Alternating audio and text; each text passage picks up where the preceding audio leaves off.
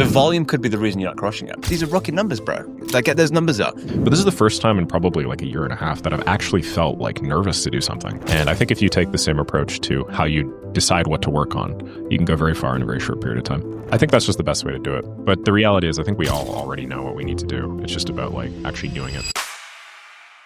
Mr. Nicholas Sareb, dude, you've been flying around this week, dude. You just came back from the school games, right?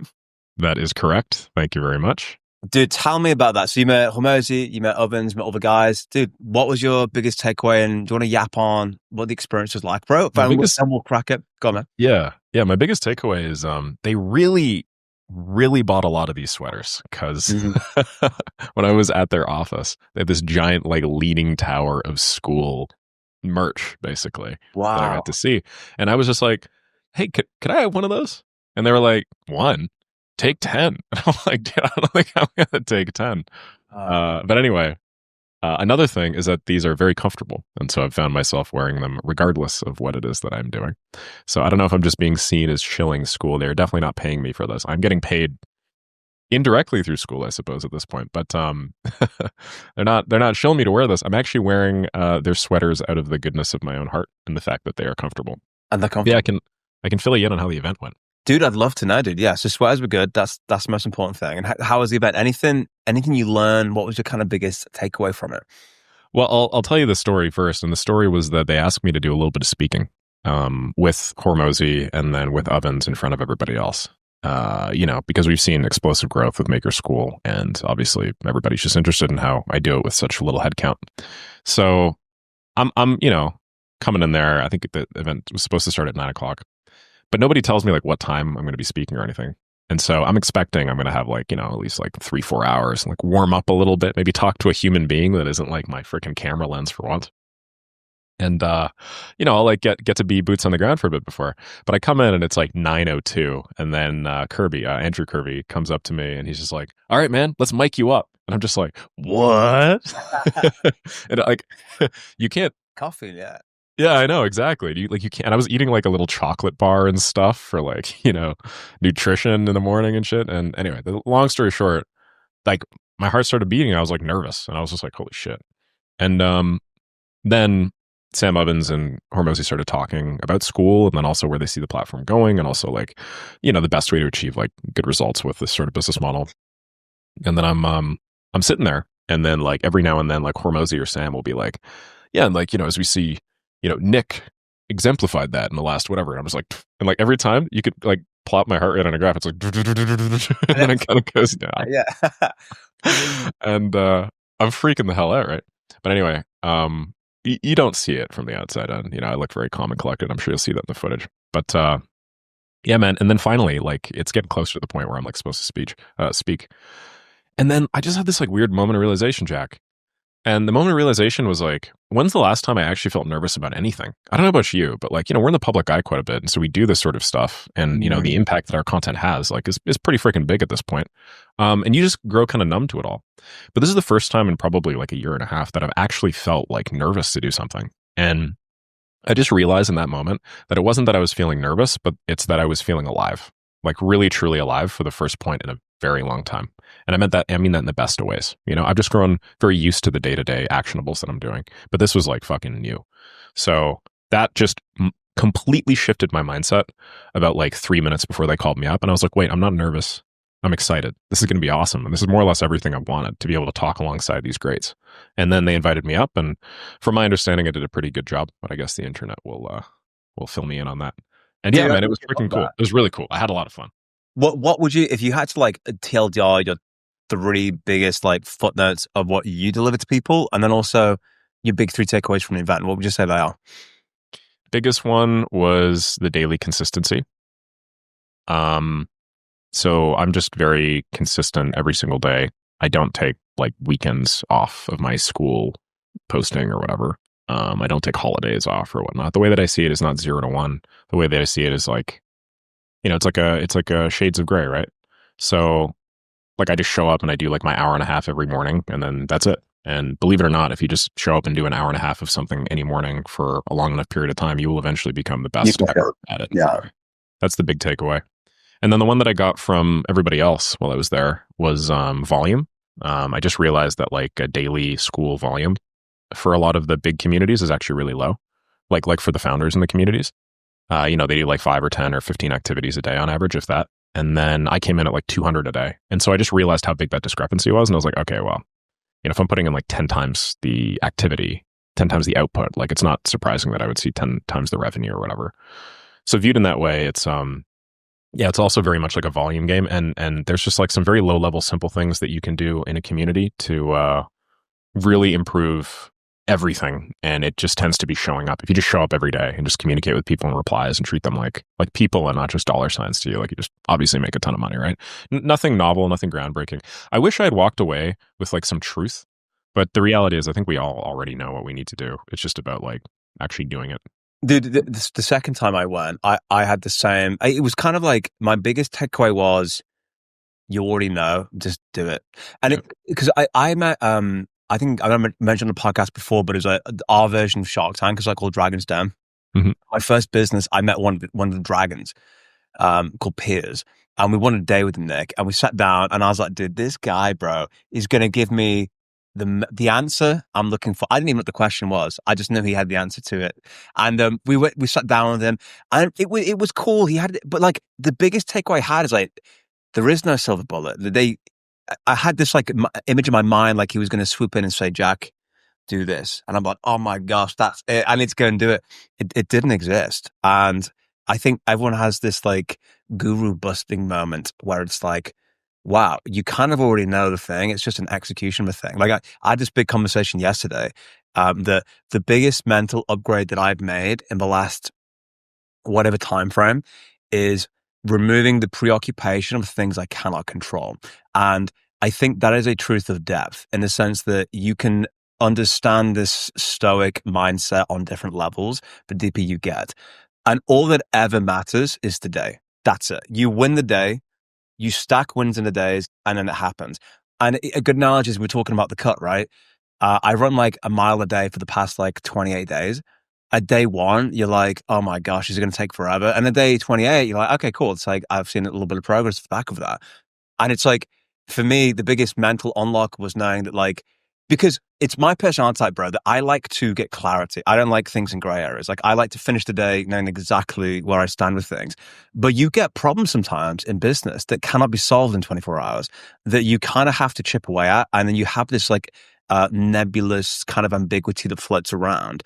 And the one of the biggest mental upgrades I had to make was you just make progress on it, and you have the confidence that when the day comes where you will have to play that hand, you will play it the same way you play every hand on a day-to-day basis. And that may sound to people like, oh, that's just really obvious.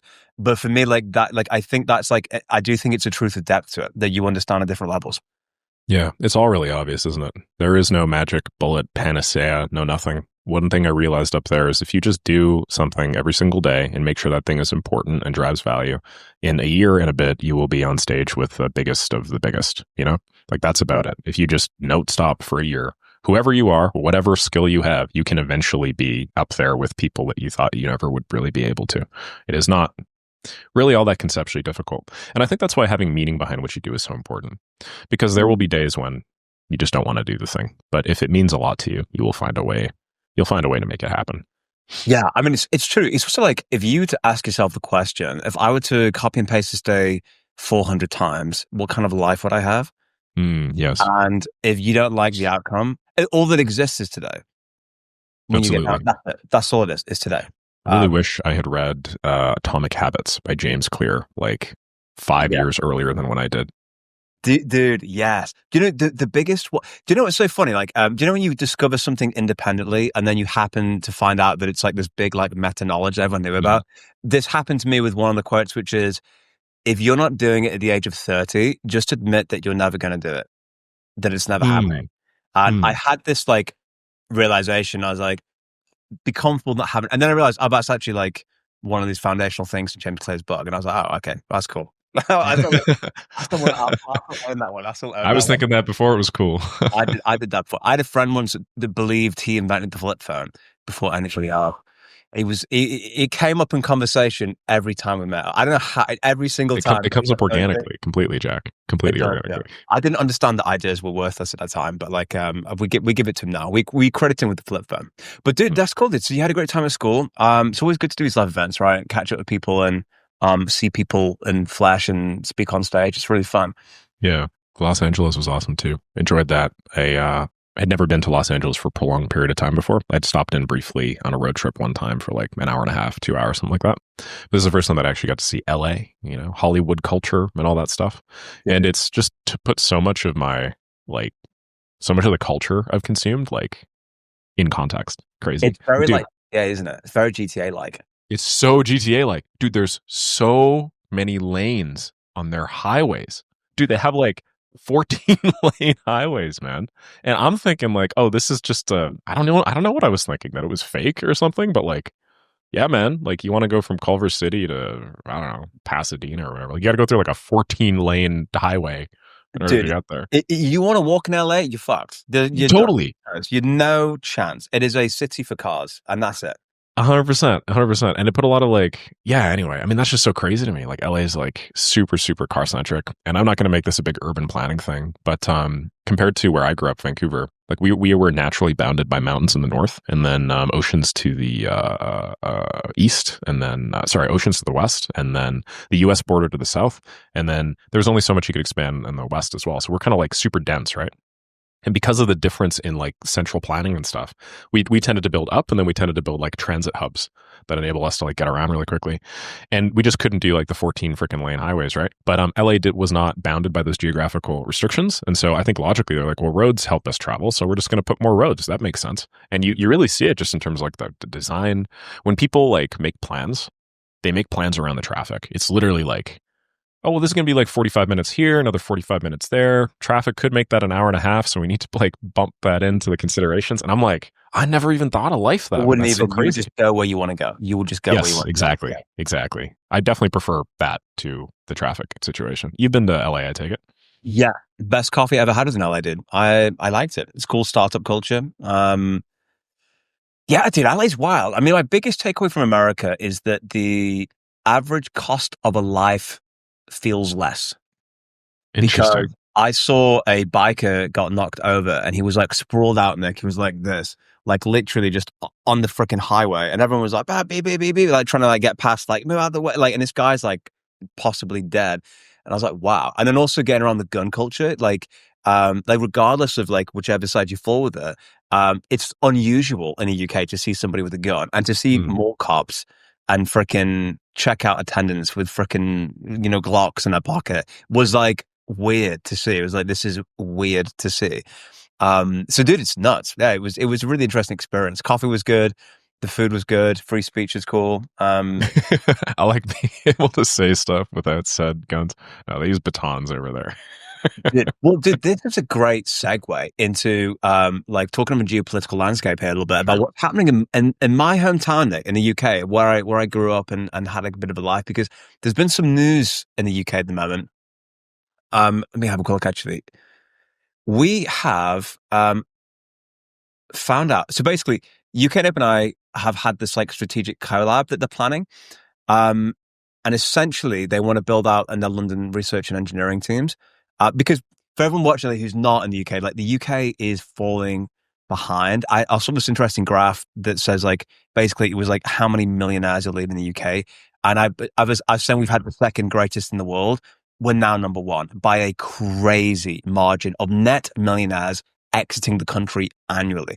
Then the problem with our policies is at some point you run out of other people's money and you kind of got to do it. So the UK is in a precarious position right now. So it's good to see them taking positive action towards AI. I mean, have you seen much of this OpenAI relationship? It seems like OpenAI is kind of working with governments. So it's done something really cool with the UAE, haven't it, as well, with like free chat GPT. So it's quite interesting they're making some moves there. Well, I think that's the logical place where you get the highest impact. Just because the way that I always see it is like in programs like ours, right? We educate people on how to use AI for business purposes for the most part, right? So that's one business that learns how to use AI. Well, how many customers does an average business have? It could be 100, could be 1,000, could be 100,000. If you can improve the ability of that business to deliver the service by 1%, you improve the experiences of all the people that that business works with by more than 1% at least.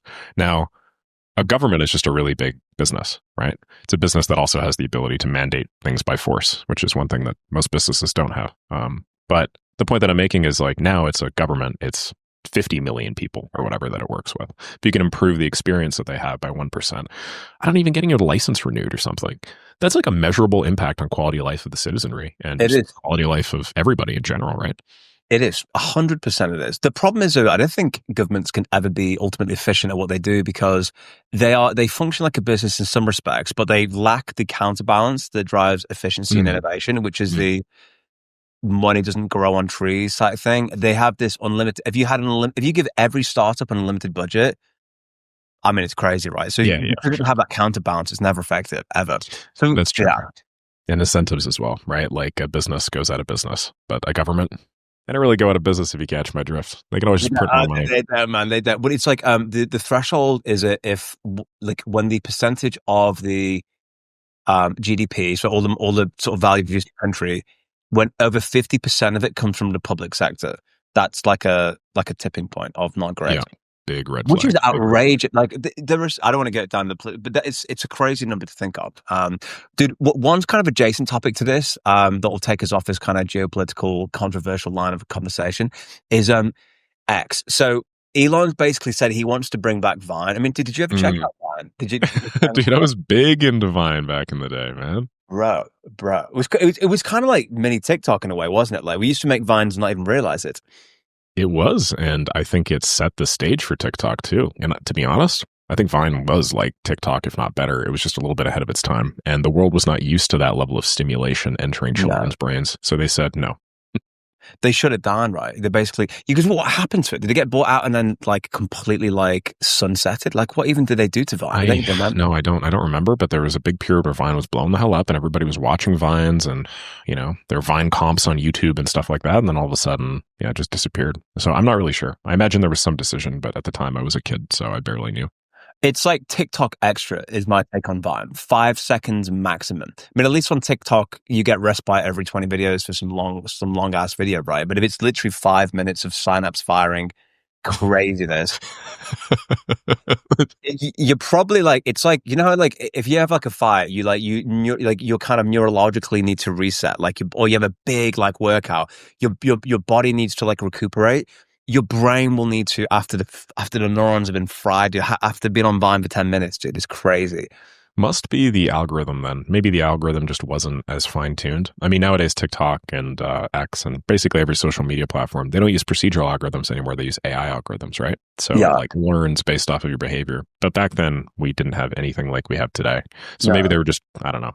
Discoverability was obviously worse. You can put a ton of content in front of people, and if the algorithm is good enough, like eventually they will love it. It's just a matter of how long they need to stay on the platform before they grow addicted to it, right? And so maybe they just didn't have that fast of a feedback loop. Dude, it's like what's interesting about that is the Logan Paul, I think, started on Vine. That was his platform as a content creator. Never heard of him. Yeah, no, I'm just kidding. I just always wanted to say that. they just started on that platform, bro, and then built up from it. That's cool. Yeah, I could see that. I could see how 5-second clips naturally lead to content that is like, I punched an old woman in the face. Well, there's natural progression, dude. That's where we all get to. Yeah. Yeah, incentives are a little bit off there. Not exactly winning any freaking Nobel prizes for content, I would say. No, unfortunately not, dude. I mean, it's a bit crazy how that whole saga went to. But it's like, you might have read the 48 Laws of Power. Like one of the concepts of that is that you court attention at all costs. And one of the adages often thrown out is that there is no such thing as negative publicity. Do you believe that to be true? Well, Donald Trump has definitely been pushing the limits of that, I would say, over the course of the last 8 years. I mean, he's gotten the most publicity out of any human being probably ever. We're talking like the most thought of human being of all time. If you just count up the cumulative number of seconds that he has been in people's brains all over the world, we're talking Yeah. billions every day by, I mean, at least like 20, 30 seconds probably. So, I mean, it worked out pretty well for him. He is in the strongest seat of power on planet Earth right now. Maybe. Yeah, it's an interesting thought. It's an interesting thought about courting controversy. This idea that people will be deliberately divisive, because it's like if we extrapolate this for like social media, I know a lot of the way that you and I think is more like we think primarily through like a value lens, right? Of like, how do we like help our person hit what they need to hit? If you were thinking on another lens you can apply is, from a growth point of view, is being polarizing. The idea that you take contrarian perspectives that will embolden 10% of your population to think, oh my gosh, like Nick is like the greatest guy ever. And the other 60%, they're kind of like, I actively really, really dislike that. And it's this fear of being disliked, or the being content with saying, hey, actually, do you know what?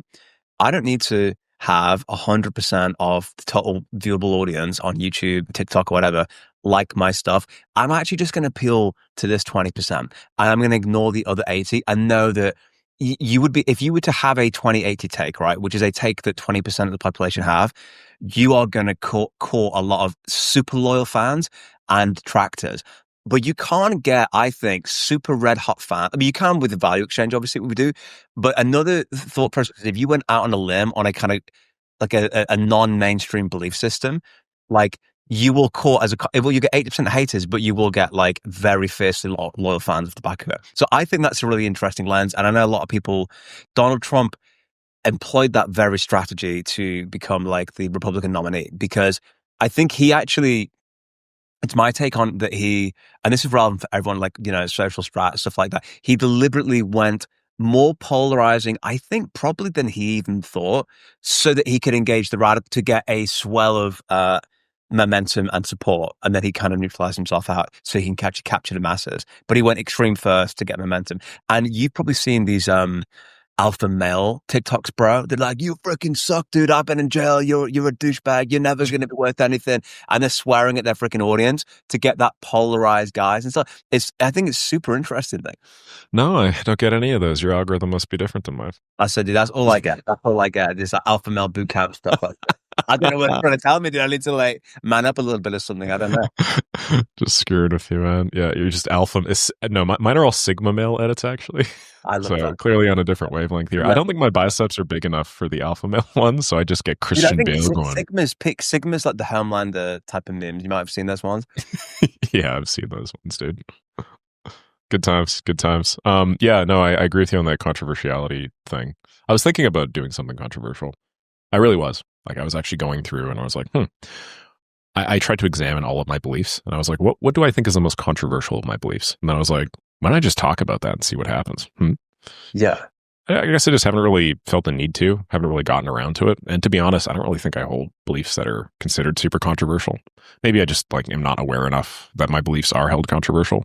Like, yeah, I'm just top of my head here. Urban planning. Guns? Dude, I like guns. I think guns are cool. You know, is that controversial? Do I think guns kill people? No, I think people kill people. This could be clipped and immortalized, and this could be my downfall. Take Nick down. Take Nick down out of here. Yeah, my most sincere controversial belief is that you should focus less on the technical components of N8N and focus more on the sales skills of selling them. And let me tell you, that's got me some flack recently. Fuck. Has it actually? Yeah. Like, you maybe like, what kind of flack do you get from that? Because I could not agree more. It's like, it's also like, here's the other thing, right? Like, even if like you don't want to be valued based on your scenario building skills, because you're not going to be valued that high, like realistically, because it's commoditized. I couldn't agree more with you, bro. I really couldn't.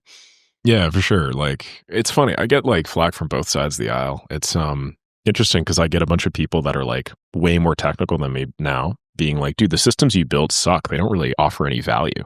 And I'm in my head, I'm like, well, you clearly haven't worked with any business ever. So are you in a qualified position to say that? Like, obviously not. Of course they have value. And then there's a bunch of people that are like super salesy. And then they're like, dude, like, why are you even wasting your time learning how to build systems? Just delegate and hire it out. And I'm like, well, like, that's kind of the whole point of no code, right? That it's hyper leveraged and it allows you to build systems that previously required a whole team and you can do it yourself. So why not combine that skill and knowledge in one person? And then you get to benefit from not having any sort of overhead. So it's weird. I get people, and sometimes it's the same people that do that. They're like, there's no use building these things because they're super templated. And then they'll be like, but what have you actually sold, bro? And I'm like, probably way more than you. But Yeah. like, what are you going to do?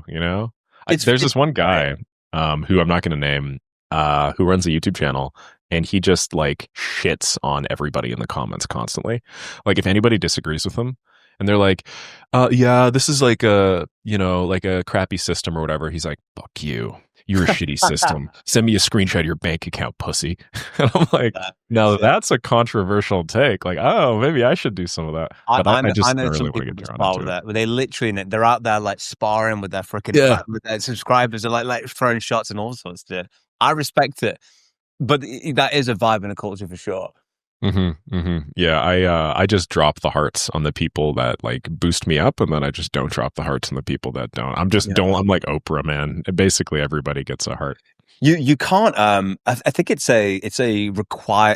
part of the game. You cannot possibly not get it at all. Yeah, for When sure. you reach a certain size, it's like, I think the first negative comment you got on YouTube, you're like, oh my gosh, like you take it so personally, and you're like, nah, dude, like after you get like a couple, you're like, okay, you just kind of like, but I'm not like getting them like every single hour, but like it's like when you start just saying, I mean, the first AI video I did, I got loads of praise, and then like one comment was like, "You don't know what you're talking about," and it just went on. I took it like really like personal. Like, "Well, how you talk?" And I was going to write this big response, and I was like, "This is not worth my time at all." And I completely ignored it. But I think that's like the thing for creators is like, it's part of the territory. You're going to get like dissenters and people that disagree with you. But what's really funny to me is the people that can give you a million reasons why something won't work. But it's like, you might find value in reportioning your like energy into like being better and like adding value to your shit. Like, because the easiest thing in the world to do is to criticize why something can't work, but bring a solution. Like, one of my rules, I never say I don't like something unless I have a better answer. And if I don't have that answer, then JR keeps his freaking mouth shut. And that's it. So 100%. Yeah. It's in the same vein as if you don't have something nice to say, don't say it at all. But it's like, if you don't have a solution to a problem, don't bring the problem to me. Yeah. I completely understand what you're saying.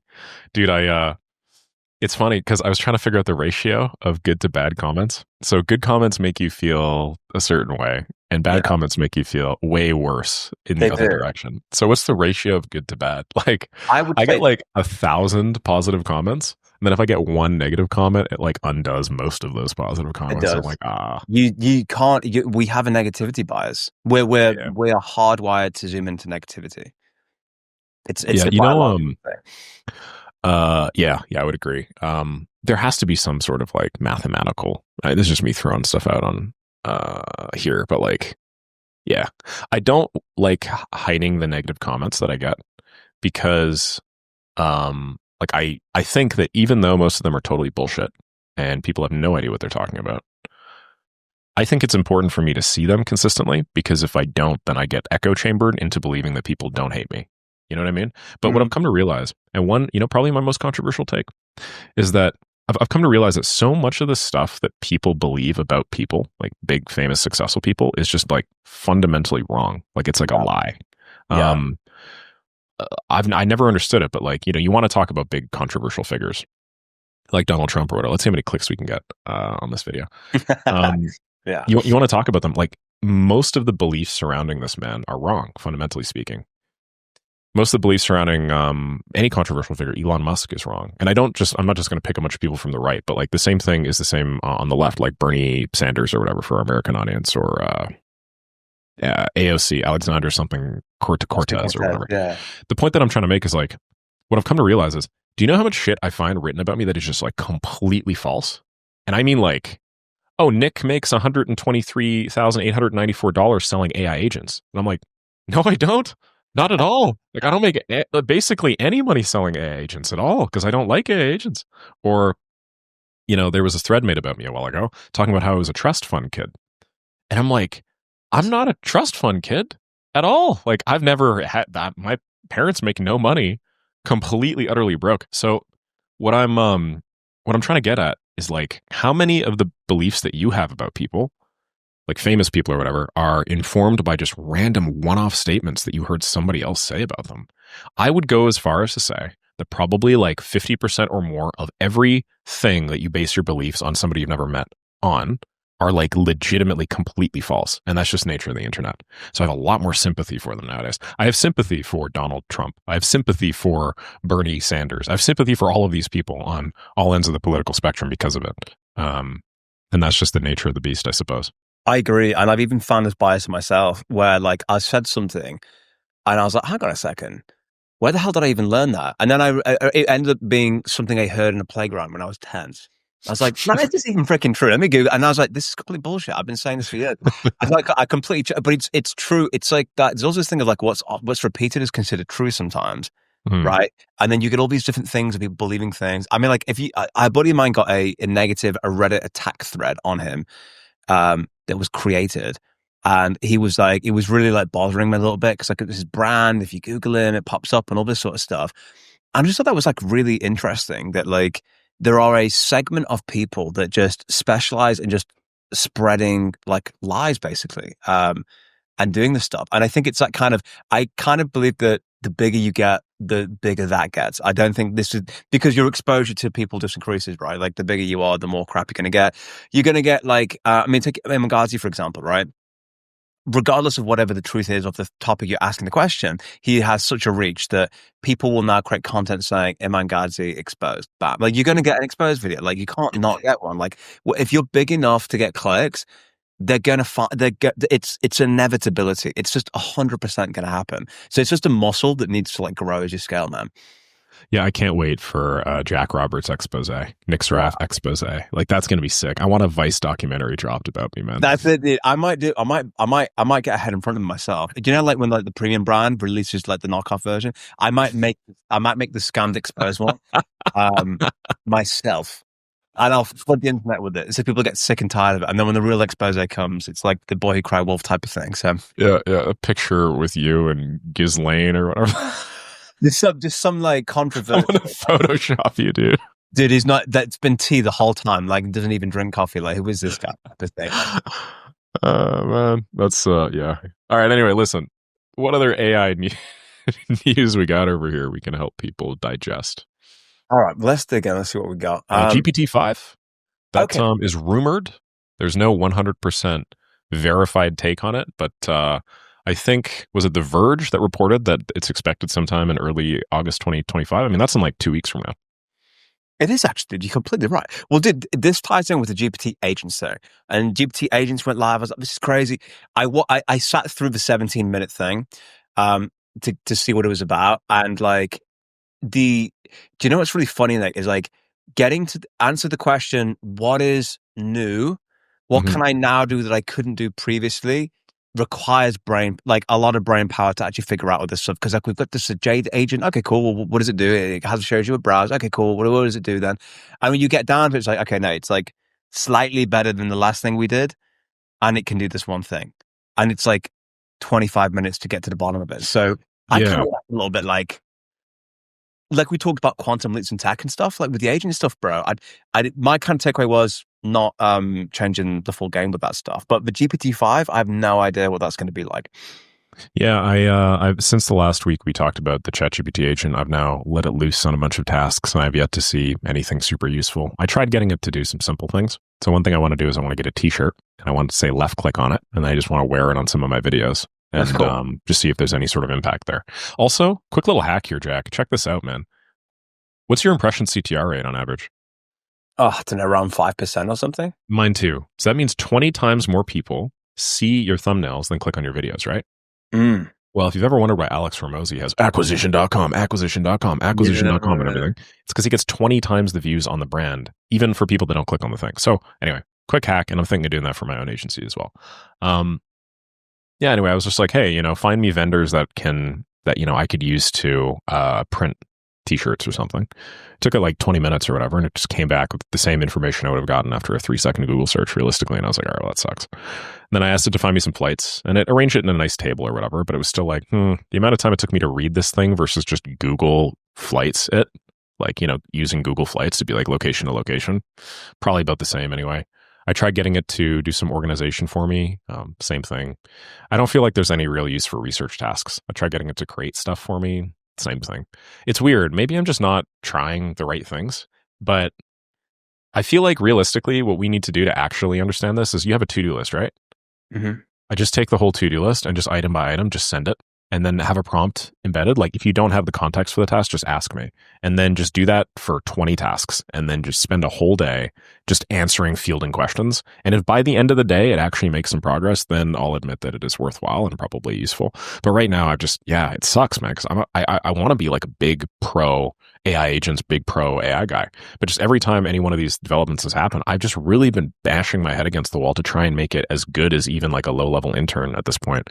So maybe it will be eventually. I mean, probably sometime in the next couple of years, but yeah, it just doesn't really seem that valuable yet. No, it's just not arrived yet. I mean, there's interesting data that kind of dovetails in this for businesses listening to this and entrepreneurs, this idea that AI projects are getting scrapped because we had this wide-scale hubris that kind of infects everybody with the kind of like... It's funny, like someone once described you have entrepreneurs and you have employees with like entrepreneurial seizures. And I think like there's a little bit of that with AI, I think, where you kind of get the AI fever. And then like once you're over the kind of honeymoon phase of what is possible and the rubber hits the road, it's like, okay, actually, what the hell is actually realistically changing right now? They think a lot of people a lot of businesses got excited. They deployed loads of AI products, but didn't really know what they were doing. And then they've kind of realized that, hey, it hasn't delivered an ROI. And unsurprisingly, because no one actually sat down and did what's the biggest, best thing we can do? What's our constraining factor? It hasn't worked out. So there's some data that's suggesting that some companies are scratching it. And actually, what's really interesting, if you compare this to data, right? There's this data maturity index from like 1 to 4, 1 being very immature, like you could have like the best thing ever, and 4 being perfect. Like a good example of that is, I think it was Salesforce could predict with 97% accuracy within 6 months when you were going to leave. Wow. They knew that. So that was in their like their HR stuff, right?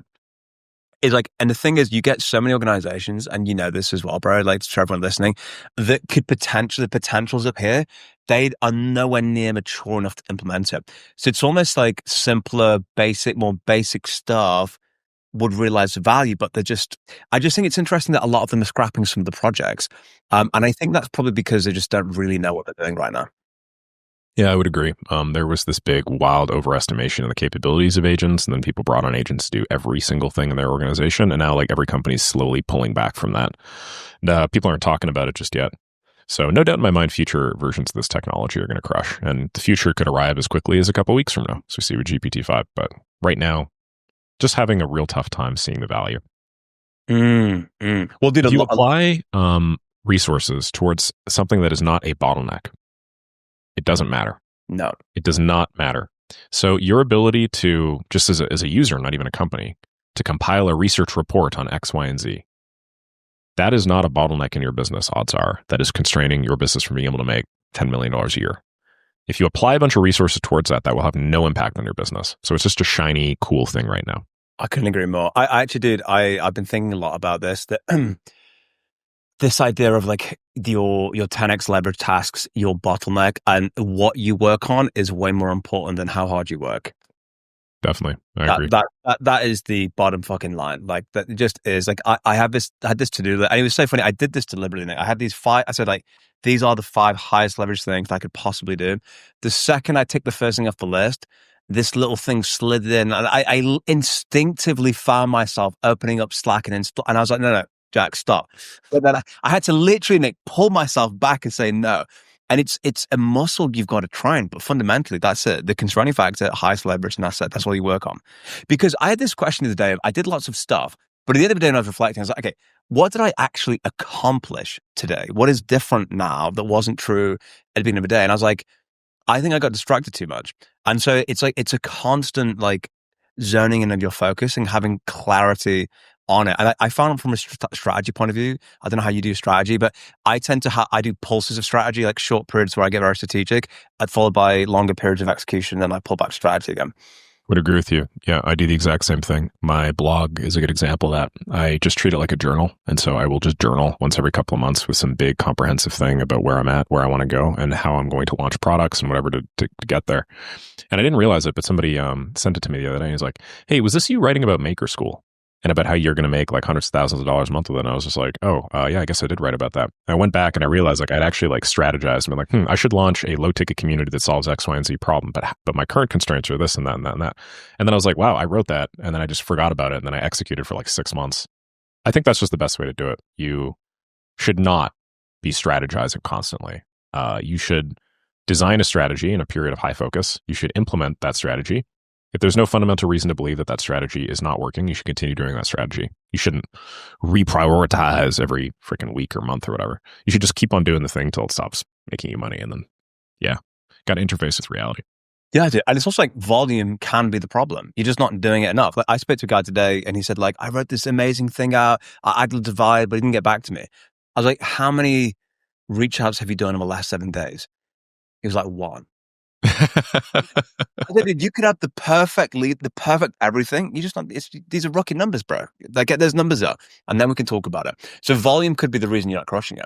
But this is the beautiful thing. Did you find all these things out as you like go through the experience a few more times? Which is why I think you get like the entrepreneurial journey is definitely hockey stick because all the lessons you learn compound on one another, which is brilliant when you throw AI into the mix, right, man? Absolutely, bro. One cool thing I learned from Sam Ovens when I was at school was his relentless pursuit of clarity. When somebody asked him, hey, why don't we have voice chat in school? Or why don't we have instant messaging or whatever? And he responded in his, is he Australian or is he a Kiwi? He's Kiwi. He's a Kiwi, yeah. Oh, he's a Kiwi. Well, anyway, he responded in his accent. He was like, because then we'd be bad at that. I'd rather be really good at one thing, you know? And I was just like, fuck, that's brilliant. So he just picked one thing that mattered. He just strategized that and he just stuck with it for a really long time. And school's really good at like a hyper-specific group of things and not kind of mid at everything. And I think if you take the same approach to how you decide what to work on, you can go very far in a very short period of time. Beautifully said, dude. No featureitis. I think words we can all live by. 100% featureitis. That's it's a good one, Matt. Well, next week we'll talk about GPT-6, I'm sure. Absolutely correct. Looking forward to it, bro.